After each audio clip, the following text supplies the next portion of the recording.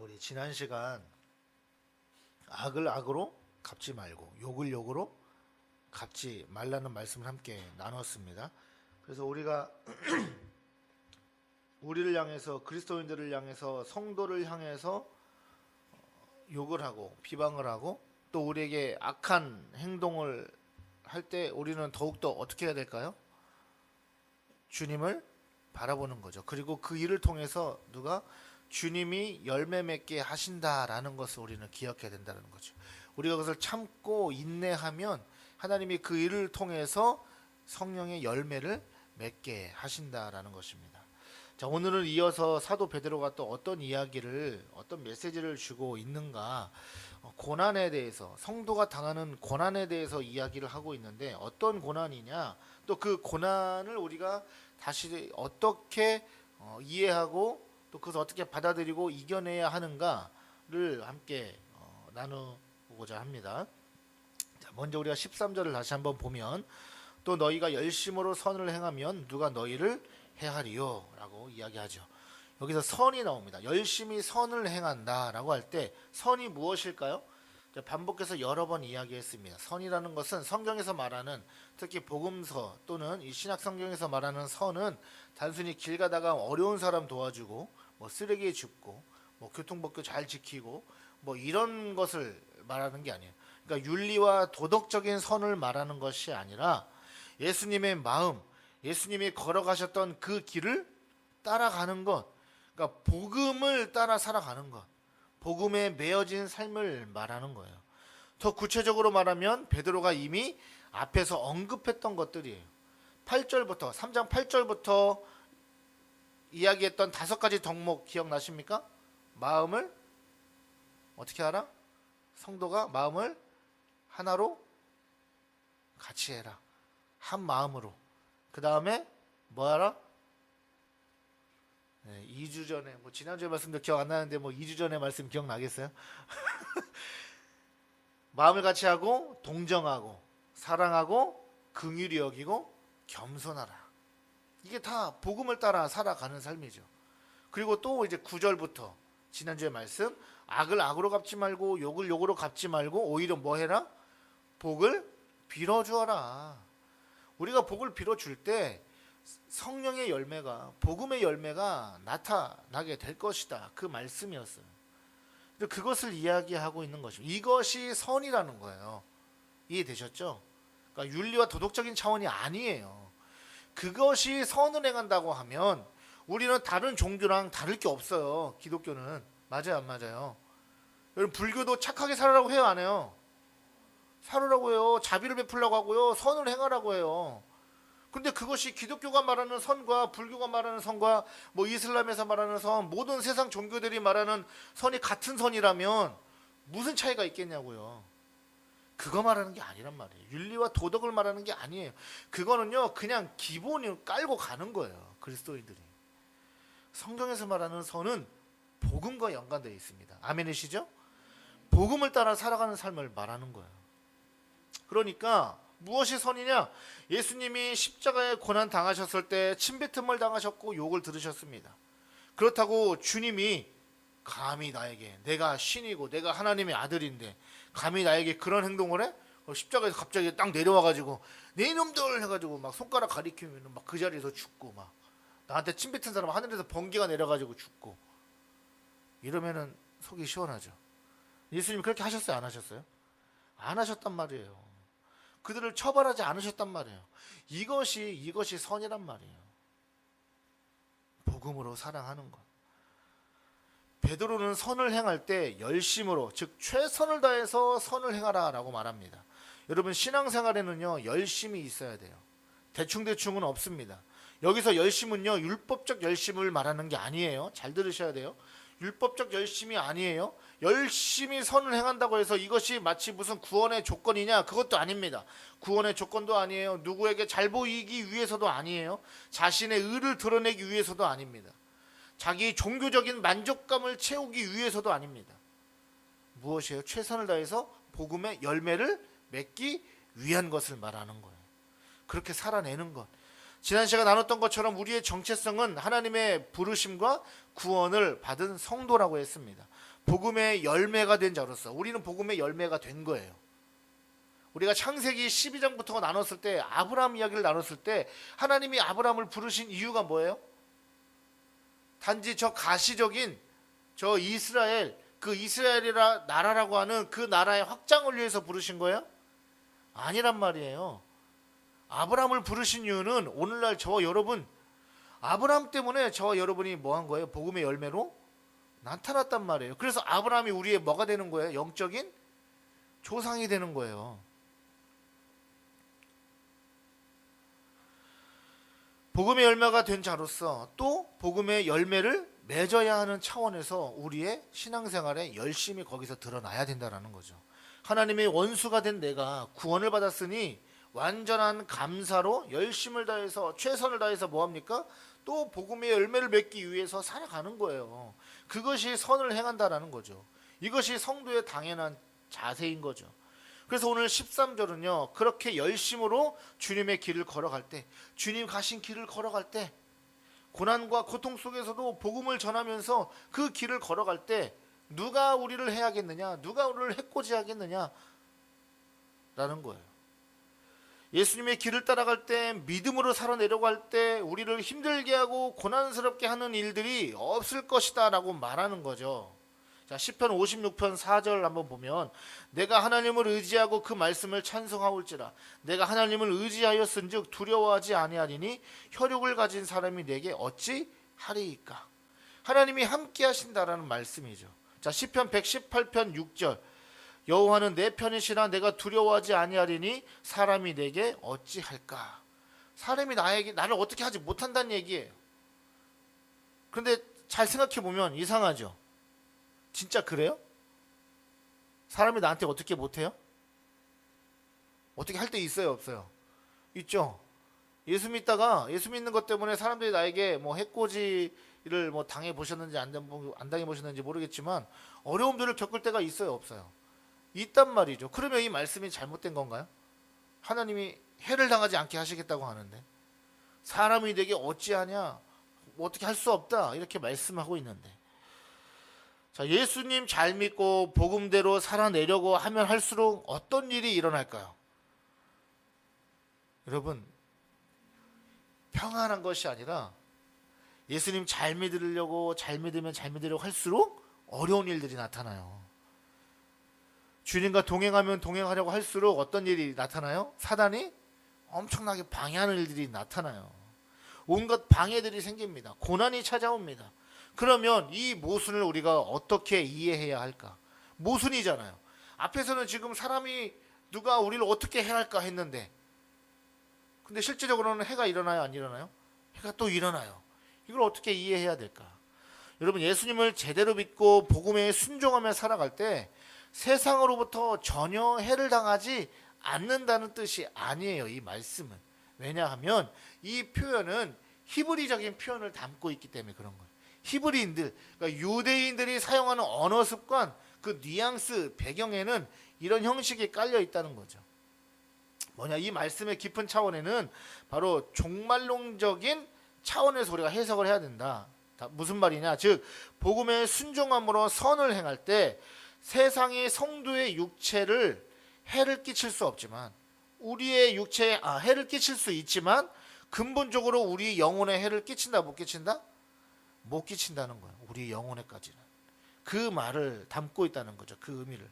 이것을 예수님이 이렇게 말씀하셨습니다. 마태복음 10장 28절, 몸은 죽여도 영혼은 능히 죽이지 못하는 자들을 두려워하지 말고 오직 몸과 영혼을 능히 지옥에 멸하실 수 있는 이를 두려워하라.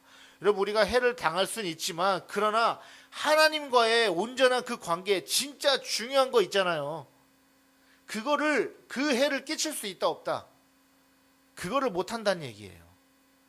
그러니까 우리를 때릴 수도 있어요. 왜 예수님 이야기하고 있어? 때릴 수 있고 매맞을 수 있고 심지어 죽임 당할 수도 있어요. 그러나 중요한 거는 우리 육신의 죽음입니까? 우리가 육신의 죽음이 두려운 것입니까? 그리스도인은 어떤 죽음이 두려운 거예요? 영혼의 죽음이 두려운 거예요. 영혼이 죽으면 어떻게 돼요? 결국엔 지옥이에요. 하나님과의 관계가 떨어지는 거예요. 우리 영혼이 살아나야 되지 않겠습니까? 그것을 해야 할 수 있다 없다? 해야지 못한다라는 뜻인 거죠. 그리스도인에게 고난과 박해가 오는 것은 당연하지만 궁극적으로 우리의 영혼을 해할 수 없다는 것입니다. 그러니까 하나님과의 그 성도의 관계를 끊을 수 없다. 그런데 베드로가 다음 구절에서 뭐라고 하냐면, 그러나 의를 위하여 고난을 받으면 복 있는 자니 그들이 두려워하는 것을 두려워하지 말며 근심하지 말고. 자, 이 말은 13절의 말씀을 강화하는 말씀이에요. 단단하게 하는 말씀인데, 선을 행하는 성도를 향한 불신자들의 핍박이 하나님과의 관계를 뭐 할 수 없다? 끊을 수 없고 해할 수 없지만, 의를 위해서 선을 행할 때, 의를 행할 때 어떻다? 고난을 받을 때도 여러분 있다는 거예요. 우리 영혼은 해를 입지 않아요. 그렇지만 고난을 당할 때가 있다. 그럴 때 그러면 어떻게 해야 되느냐? 이것이 오늘 본문의 말씀의 핵심인 거예요. 뭐냐? 결론적으로 두려워하지 말라는 거예요. 고난 받는다고 해서. 마태복음 5장 10절에 예수님이 이렇게 말씀하셨습니다. 의를 위하여 박해를 받은 자는 복이 있나니 천국이 그들의 것임이라. 예수 믿는 것 때문에 고난 당하신 적이 있습니까? 예수 믿는 것 때문에 박해를 당합니까? 그 증거가 뭔지 아십니까? 이미 천국이 나의 것이다라는 증거예요. 아멘이시죠? 우리는 여기서 의의 개념을 다시 한번 짚고 정리하고 넘어가야 돼요. 성경에서 말하는 의란 무엇인가? 여러 차례 말씀드렸습니다. 창세기 통해서, 아브라함 이야기를 통해서. 아브라함 이야기를 통해 여러 번 언급했는데, 이 의에 대해서 사도 바울이 로마서에서 이렇게 말하죠. 로마서 1장 17절. 복음에는 하나님의 의가 나타나서 믿음으로 이르게 하나니 기록된 바 오직 의인은 믿음으로 말미암아 살리라 함과 같으니라. 이 의를 어떤 관점에서 이해해야 된다고 제가 이야기했었죠? 언약의 관점에서. 어떤 언약? 하나님이 아브라함과 맺으신 그 언약. 그 언약의 관점에서 바라봐야 된다고 했습니다. 그러니까 이 의는 세상에서 말하는 어떤 의인, 정의로운 행동, 그런 차원이 아니다라는 것을 지금 생각해 두셔야 돼요. 아시겠죠? 그런 의가 아니에요. 뭐 저스티스 이런 뜻이 아니란 말이에요. 의는 하나님의 언약의 관점에서의 의예요. 우리를 의인 삼아 주셨다고 할 때는 야, 너 참 정의롭다, 이게 아니란 말이죠. 이해되셨죠? 자, 아브라함과 맺으신 언약, 바로 약속. 언약이 다른 말로 무엇이죠? 창세기 강의할 때 수차례 얘기했는데, 이 언약, 그렇죠, 복음이에요. 복음. 복음이 무엇입니까? 예수 그리스도잖아요. 그러므로 복음에는 무엇이 나타났다는 말이에요. 결국에는 의가 나타났다고 할 때는 복음에 무엇이 나타나요? 예수 그리스도가 나타났다는 얘기예요. 그래서 그 예수 그리스도로 말미암아 구원을 얻는다, 이 말인 거예요. 그래서 그 예수 그리스도로 말미암아 구원을 얻은 사람을 뭐라고 해요? 그리스도인, 하나님의 자녀. 그래서 그를 뭐라고 해요? 의인 삼아 주셨다고 하는 거예요. 의인이 됐다는 거예요. 그래서 뭐야? 의인은 단순히 정의로운 차원이 아니라 하나님의 자녀가 된, 약속의 자녀가 된, 하나님의 아브라함과 맺으신 그 언약에 신실하신 하나님의 그 언약 안에 뭐하게 됐다? 들어오게 됐다, 이 말인 거예요. 아멘이시죠? 하나님이 아브라함과 맺으신 언약은 변함이 있습니까? 없습니까? 없습니다. 아브라함은 실수하고 뭐 했어요? 막 변할지라도 하나님은 변함이 없으셨단 말이에요. 그 약속이 변하지 않고 결국에는 예수 그리스도를 통해서 완성되었잖아요. 이것이 하나님의 의란 말이에요. 그래서 예수 그리스도를 믿는 자들은 의인이 되는 거예요. 언약, 약속의 자녀가 되었다는 말입니다. 아브라함과 맺으셨던 그 언약, 천하 만민 모든 족속이 너로 말미암아 구원을 얻게 될 것이다 라고 하는 이 약속이 성취되었고 지금도 성취되어져 가고 있는 거 아니겠어요?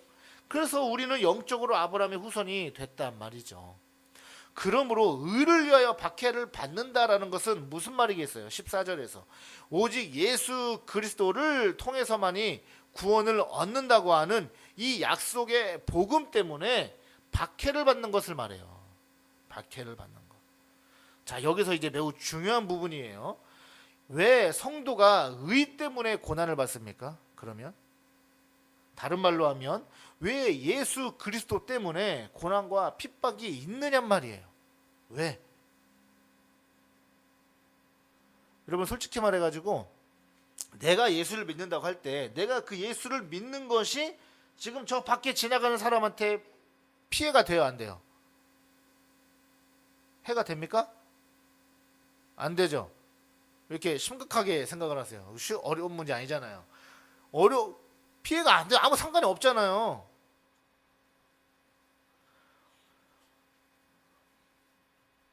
복음적으로 보면 예수를 믿는 사람은 자연스럽게 뭐 하게 돼 있습니까? 복음을 자랑하게 되고 살아나게 되고 그 복음의 정신을 실천하게 돼 있어요.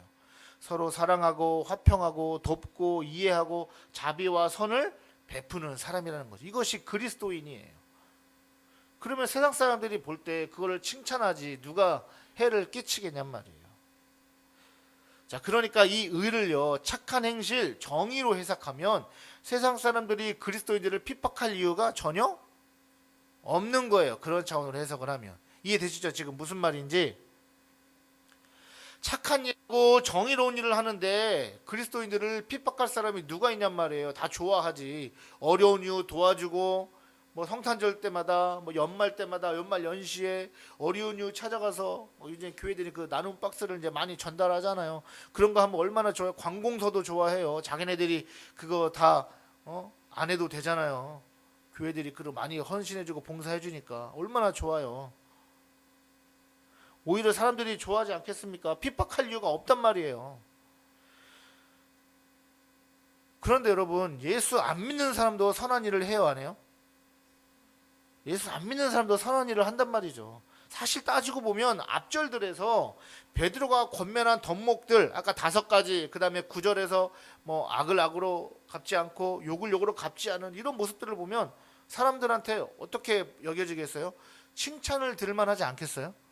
선을 행하면 그리스도인들을 칭찬하지 않겠냔 말이에요. 그런데 예수 믿는 사람들 칭찬해요, 안 해요? 안 한다는 거죠. 또 한편으로 보면 예수 믿는 것 때문에 당하는 고난이 그러면 왜 있느냐? 그 이유가 무엇인지 아세요? 무엇일 것 같으세요? 바로 그 이유는 이거예요. 15절입니다. 15절 볼까요? 너희 마음에 그리스도를 주로 삼아 거룩하게 하고 너희 속에 있는 소망에 관한 이유를 묻는 자에게는 대답할 것을 항상 준비하되 온유와 두려움으로 하고. 무슨 말인지 아시겠어요? 그리스도를 주라 시인하기 때문에 그런 거예요. 이해되셨어요? 하나님을 빼놓고 보면 그 각각의 사람들의 인생의 주인이 누굽니까? 사람들의 인생의 자신의 인생의 주인이 누구예요? 다 자기 자신이에요. 그래서 종교가 없는 사람들은 나를 믿고 살아간다고 그래요. 자기가 신이 되는 거죠. 그런데 우리는 복음을 전하면 주는 오직 누구라고 이야기해요? 예수님이라고 하잖아요. 그래서 핍박을 당하는 거예요, 여러분. 무슨 말인지 아시겠습니까? 예수님만이 구원자 되신다는 그 진리 때문에 핍박을 당한다고요. 다른 종교에는 구원이 없습니다 라고 하기 때문에 핍박을 당하는 거예요. 아시겠어요? 이 땅의 조선에 약 130년 전, 뭐 천주교가 이미 약 160년 전에 이미 일찍 들어왔지만 핍박당했을 때 그 이유가 뭐예요? 기독교만 구원이 있다고 하니까 핍박당하는 거예요. 그리고 사람들에게 뭐라고 이야기합니까? 예수님을 믿기 위해서는 우리가 무엇을 깨달아야 되죠? 우리 자신이 어떤 존재라는 걸 깨달아야 되죠? 죄인이라는 걸 깨달아야 되잖아요. 그러니까 너는 죄인이야라고 하기 때문에 거기서부터 이제 마음이 틀려지는 거예요. 착한 일 하는 건 좋아요. 그리스도인들이 사람들이 볼 때 칭찬을 해요. 근데 그게 전부가 아니란 말이죠. 결정적인 순간에 내가 착한 일 할 때 칭찬했던 그 사람에게 당신 죄인입니다. 인생의 주인 오직 예수 그리스도이십니다. 예수님만이 구원자 되십니다라고 전할 때 그 사람 속에서 뭐가 일어나요? 거부 반응이 일어나요. 열받아요. 쉽게 말하면. 화가 난단 말이에요. 쓸데없는 소리 하지 말라고 그래요. 그때부터 뭐가 일어나요? 이제 핍박이 일어나는 거예요. 그런 사람에게 계속해서 복음을 전하면 어떻게 돼요? 이제 욕을 듣는 거죠. 이제 무슨 말인지 이해가 되셨죠?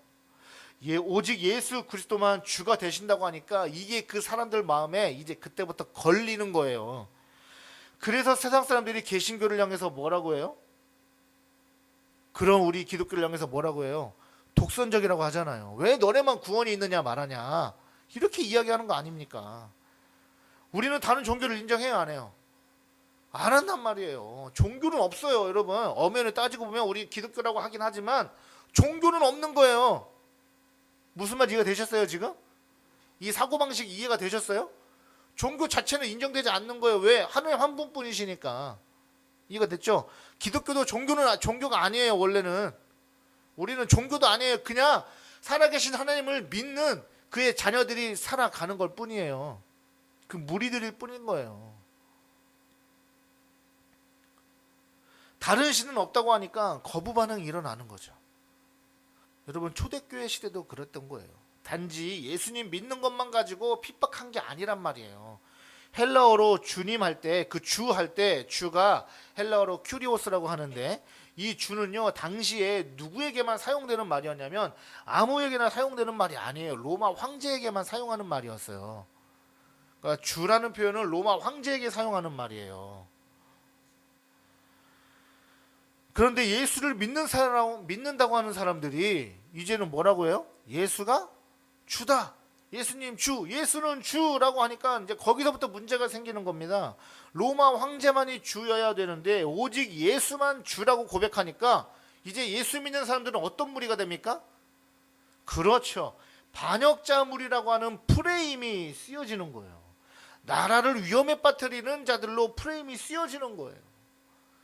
그래서 당시 그리스 로마 제국 시대는요, 어차피 뭐예요? 다신교 문화였어요. 그렇죠? 그리스 로마 신화 아시죠? 거기에 신이 얼마나 많이 나와요. 제우스 나오죠. 또 뭐 있어요? 네? 포세이돈 나오죠. 헤라클레스 나오죠. 뭐 아프로디테 나오죠. 뭐 엄청 많아요, 신들이.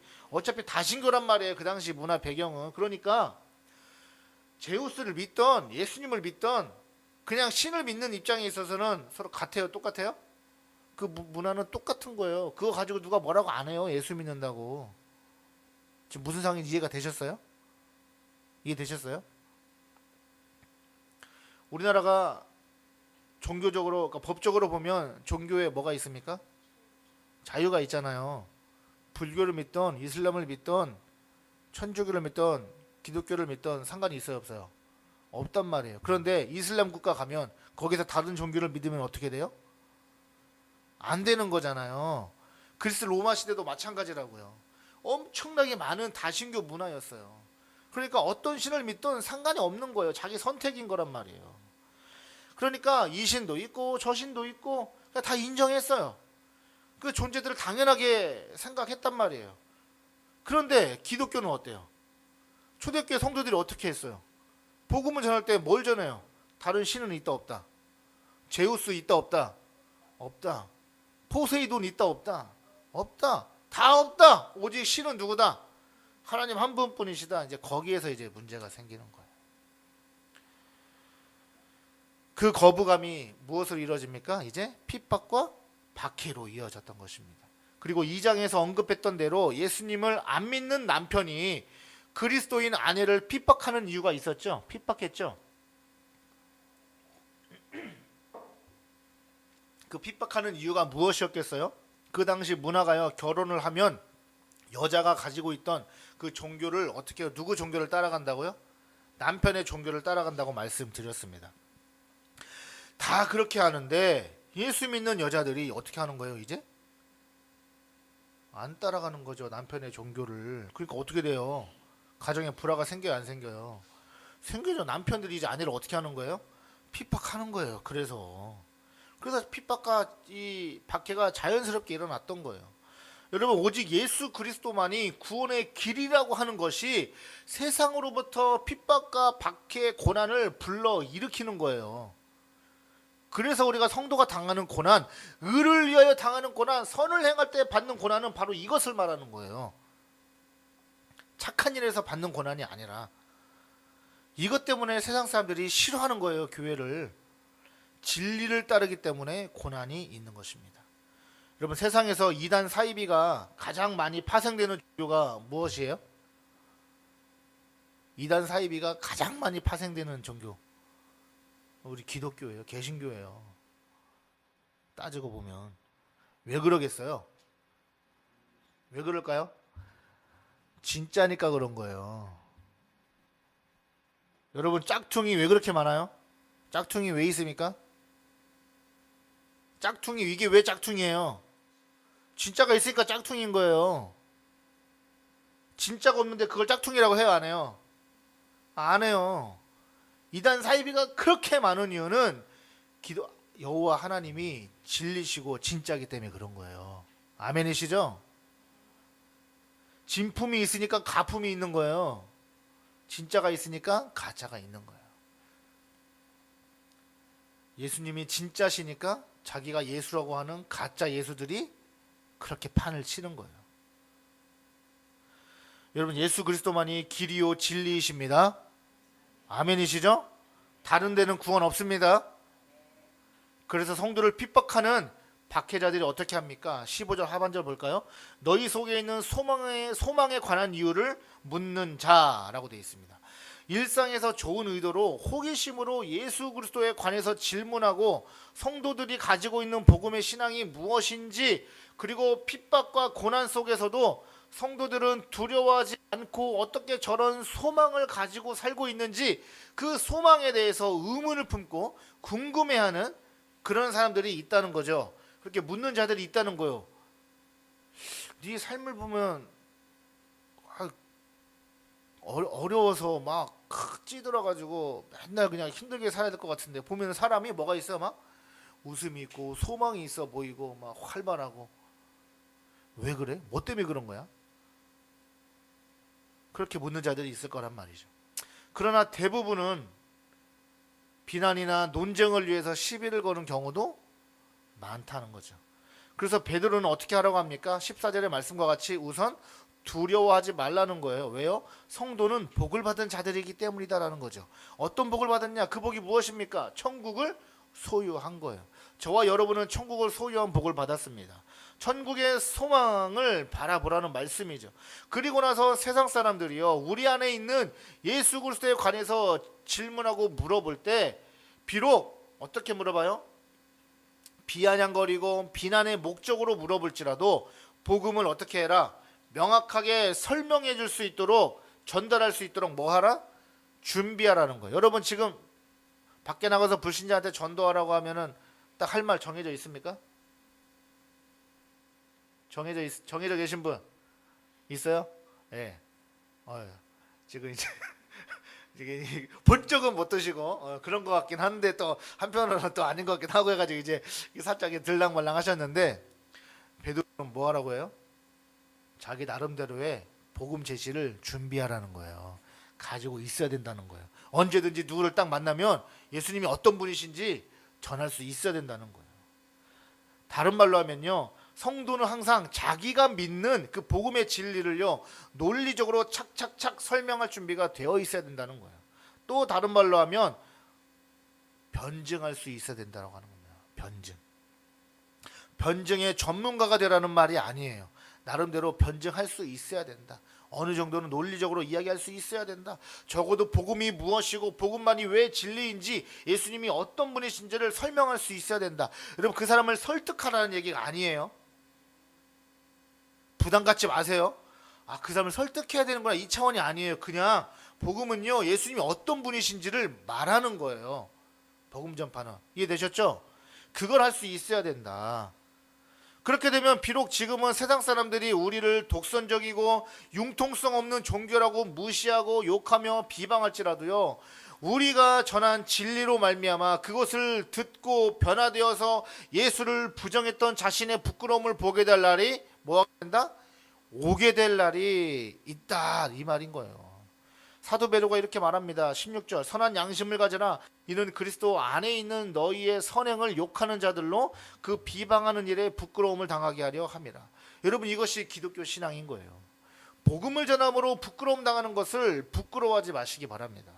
예수만이 구원이라고 선포할 때 사람들로부터 비웃음을 당하고 비방을 들을지라도 그런 고난과 핍박은요 우리에게 무엇을 준다? 유익을 준다는 거예요. 그게 두려움이 아니라는 것입니다. 그런 고난은. 베드로가 이렇게 말합니다. 마지막 17절. 선을 행함으로 고난받는 것이 하나님의 뜻일진데 악을 행함으로 고난받는 것보다 나으니라. 선을 행한다는 것이 이제 어떤 의미인지 아시겠죠? 아셨죠 이제? 그래서 예수 그리스도를 믿고 복음을 전하며 복음의 열매를 맺는 삶을 말하는데, 그럴 때 오직 예수만이 구원자요, 예수님만이 주요, 예수님만이 당신의 주님이십니다. 우리의 인생은 내가 주인이 아닙니다. 우리는 죄인이었습니다. 그러나 예수만이 그 죄를 용서하실 수 있습니다. 예수님만이 구원자이십니다. 라고 할 때, 그 복음을 전할 때 그 받는 고난은요 무엇이에요? 하나님의 뜻이라는 거예요. 그 복음 전할 때 받는 고난, 예수님만이 줍니다 라고 하는 이것 때문에 받는 고난은 하나님의 뜻이라는 거예요. 그 일을 통해서 하나님이 이루실 일들이 분명히 있다라는 것입니다. 그리고 그런 나를 하나님은 계속해서 그냥 내버려 두시지 않으시는 거죠. 그런데 여기서 중요한 것이 있어요. 잘 들으세요. 비방과 조롱, 논쟁거리로 질문하고 접근하는 그런 자들에게 어떻게 예수 그리스도를 변증해야 하는가. 15절 볼까요? 하반절. 온유함과 두려움으로 하라라는 거예요. 온유함과 두려움으로. 왜 그럴까요? 왜 온유함과 두려움을 장착하고 해야 될까요? 그렇게 다가오는 사람들은 의도가 불순하기 때문이에요. 싸움을 걸어오는 사람의 입장에서 우리가 아무리 복음을 전한다고 하더라도 그 사람들은 이미 싸움을 걸기 위해서 왔을 때 이제 어떤 일이 일어날까요? 이제 충돌이 일어나는 거죠. 기분 상하고 빈정 상하는 일이 발생합니다. 그러면 아무리 예수 그리스도를 전하는 성도라 할지라도 어떤 마음이 올라오겠어요? 안 좋은 감정이 올라오죠. 화가 나기도 해요. 그래서 가끔씩 길거리를 지나가다 보면은 복음을 전하다가 뭐 하는 사람들이 있어요? 싸우는 사람들이 있어요. 그러면 돼요, 안 돼요? 안 된다는 거예요. 복음 전하다가 왜 싸워요, 도대체? 그러면 안 된다는 거예요. 베드로는요, 그래서 온유함으로 전하라는 거예요. 온유함으로. 그렇게 의도를 가지고 비방할 목적을 가지고 접근하는 사람들이 있기 때문에 온유함을 갖지 않으면 어떻게 돼요? 같이 싸우게 되고 복음의 영광을 가리게 되기 때문에 그렇습니다. 복음을 전하고 복음을 변증하는 목적은 상실된 영혼들을 그리스도에게로 인도하기 위함이기 때문에 인내하고 참고 그런 인내하는 마음으로 온유하게 대해야 된다는 거죠. 또한 하나님을 향해서는 하나님을 경외하는 마음으로 복음을 전해야 된다는 것입니다. 복음의 역사는요, 내가 만들어가는 것이 아니라 성령께서 역사하시기 때문이죠. 그러므로 여러분, 성도가 예수 믿는 것 때문에 당하는 고난을 두려워하지 마시기 바랍니다. 주님의 뜻입니다. 아, 주님의 뜻이 나를 통해서 뭐하고 있다? 이루어지고 있구나. 아, 내가 천국을 소유한 자가 맞구나. 이 확신에 더 설 수 있는 거예요. 그리고 나서 하나님은 뭐 하신다는 거예요? 그 악을 부끄럽게 하실 때가 있다는 거예요. 비록 지금 내가 비방을 당하고 내가 욕을 먹지만, 그러나 나중에 하나님이 어떻게 하신다? 상황을 바꾸셔서 그 사람이 아이고 내가 그때 그 사람한테 그렇게 하는 게 아니었는데 내 잘못이었고 내 죄였다. 부끄러움을 당할 때가 온다는 거죠. 자신의 부끄러움을 깨달을 때가 온다는 거죠. 그러므로 성도가 겪는 고난은요, 두려운 것이 아닙니다. 기본적으로 하나님은 자기 백성이 고통당하는 것을 원하시는 분이 아니에요. 하나님은 그분의 자녀가 행복하게 평안하게 살아가는 것을 원하시지 괴롭게 살아가는 것을 원치 않으십니다. 그러나 복음 때문에 고난을 겪을 때가 있습니다. 그것은 하나님께서 우리에게 불행하라고 주시는 것이 아닙니다. 바로 그 고난이 우리 자신에게 영적인 유익을 가져다 줄 것이기 때문이죠. 또한 고난을 통해서 하나님의 영광이 나타나기 때문입니다. 성도가 복음으로 인해 고난 당하면 당할수록 뭐 하는 거예요? 어떤 일이 일어나요? 하나님의 나라는 확장되는 거예요. 그런데 그리스도인이 잘못해서 교회가 받는 비방과 고난은요, 그거는 하나님의 뜻 아니에요. 그거는 우리가 자초한 거예요. 지금 무슨 말인지 이해가 되셨죠? 오늘날 한국 교회가 욕을 먹어요, 안 먹어요? 먹어요. 복음 전하는 것 때문에 욕 먹은 거예요? 아니에요. 우리가 잘못한 것 때문에 욕 먹는 거예요. 그건 다른 거예요. 그렇게 당하는 고난과 핍박은 오늘 본문에서 말하는 고난과 핍박과는 다른 거예요. 그거는 하나님의 뜻이 아니에요. 이것을 마치 교회 역사 가운데 항상 당해왔던 2000년의 교회 역사 가운데 교회는 늘 항상 핍박과 고난이 있었거든요. 그런데 우리가 잘못해놓고서 우리가 당하는 고난 핍박을 마치 그 고난과 핍박과 같은 것으로 이해하는 사람도 있단 말이죠. 그렇게 말하는 사람들도 있고, 여러분 그렇게 오해해서는 안 됩니다. 그래서 17절 하반절에 보면 악을 행하여 고난받는 것보다 낫다라고 말하는 거예요. 선을 행함으로 고난받는 것은 하나님의 뜻인데 악을 행함으로 고난받는 것은 아니다, 이 말인 거예요. 이 부분에 대해서 4장 12절 이하 가면 사도 베드로가 다시 더 구체적으로 이야기하거든요. 그때 우리가 좀 더 자세하게 다룰 것입니다. 자, 결론적으로 우리가 복음 때문에 당하는 고난은 두려워할 대상이 아니라는 점이에요. 왜냐하면 17절에서 하나님의 뜻이라고 말씀하셨기 때문에. 하나님의 뜻이라는 것은 하나님이 행하신다는 말씀이죠. 그리고 그것은 우리를 지키시고 보호하신다는 말씀과 같습니다. 저와 여러분이 오늘 말씀을 통해 오직 구원은 예수 그리스도 한 분밖에 없다는 이 진리를 선포하며 전할 때 그때 받는 고난과 어려움과 핍박들 결코 우리를 죽게 하는 것이 아니라 그리스도의 영광에 참여하게 된다는 사실을 반드시 기억하시기를 바랍니다. 차별과 비방, 고난을 두려워하지 마십시오. 더욱 담대하게 예수를 전하며 살아가는 저와 여러분 되시길 주의 이름으로 축복합니다. 우리는 고난을 두려워할 필요 없습니다. 하나님의 뜻 안에 있다라는 사실이죠. 힘을 얻는 저와 여러분 되길 주의 이름으로 축복합니다. 아멘. 우리